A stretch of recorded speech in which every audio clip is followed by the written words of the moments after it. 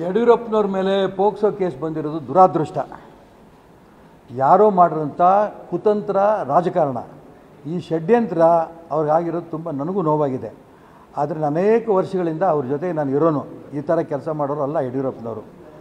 ಯಾರು ಕಂಪ್ಲೇಂಟ್ ಕೊಟ್ಟಿದ್ದಾರೋ ಅವರು 53 ಜನದ ಮೇಲೆ ಈ ರೀತಿ ಕಂಪ್ಲೇಂಟ್ ಕೊಟ್ಟಿಯಾರಂತೆ, ಒಂದಲ್ಲ ಎರಡಲ್ಲ. ಹಂಗಾರೆ 53 ಜನದ ಹತ್ರ ಹೋಗಿದ್ದಾರೆ ಇವರು. ಇದು ಷಡ್ಯಂತ್ರ. ಈ ಷಡ್ಯಂತ್ರದಿಂದ ಮಾನ್ಯ ಯಡಿಯೂರಪ್ಪನವರು ಹೊರಗೆ ಬರ್ತಾರೆ, ಅವ್ರು ನ್ಯಾಯ ಸಿಗುತ್ತೆ ಅನ್ನೋ ವಿಶ್ವಾಸ ನನಗಿದೆ. ಯಡಿಯೂರಪ್ಪನವ್ರ ಮೇಲೆ ಪೋಕ್ಸೋ ಕೇಸ್ ಬಂದಿರೋದು ದುರಾದೃಷ್ಟ. ಯಾರೋ ಮಾಡಿರೋಂಥ ಕುತಂತ್ರ ರಾಜಕಾರಣ, ಈ ಷಡ್ಯಂತ್ರ ಅವ್ರಿಗಾಗಿರೋದು ತುಂಬ ನನಗೂ ನೋವಾಗಿದೆ. ಆದರೆ ಅನೇಕ ವರ್ಷಗಳಿಂದ ಅವ್ರ ಜೊತೆ ನಾನು ಇರೋನು, ಈ ಥರ ಕೆಲಸ ಮಾಡೋರು ಅಲ್ಲ ಯಡಿಯೂರಪ್ಪನವರು.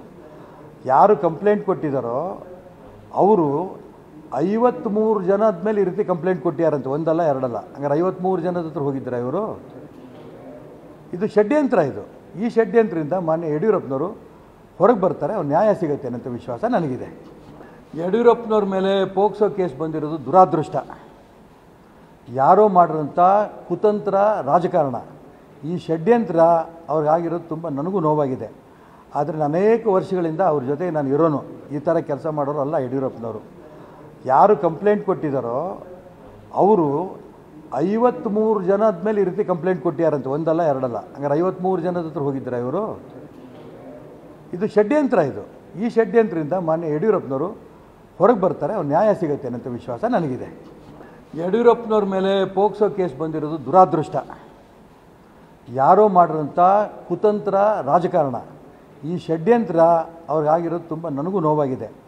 ಆದರೆ ಅನೇಕ ವರ್ಷಗಳಿಂದ ಅವ್ರ ಜೊತೆ ನಾನು ಇರೋನು, ಈ ಥರ ಕೆಲಸ ಮಾಡೋರು ಅಲ್ಲ ಯಡಿಯೂರಪ್ಪನವರು.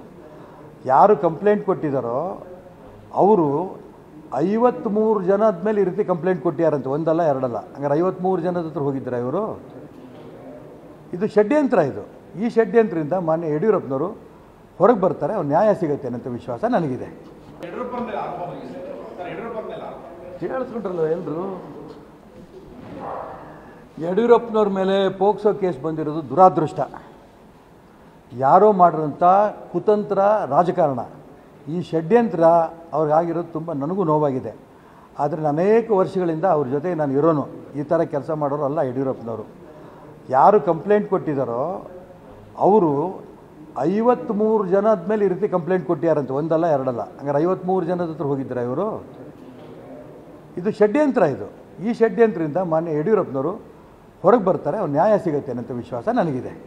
ಕನ್ನಡಿಗರ ಮೆಚ್ಚಿನ ನಿಮ್ಮ ನ್ಯೂಸ್ 18 ಕನ್ನಡ ಈಗ ವಾಟ್ಸ್ಆಪ್ನಲ್ಲಿಯೂ ಲಭ್ಯ.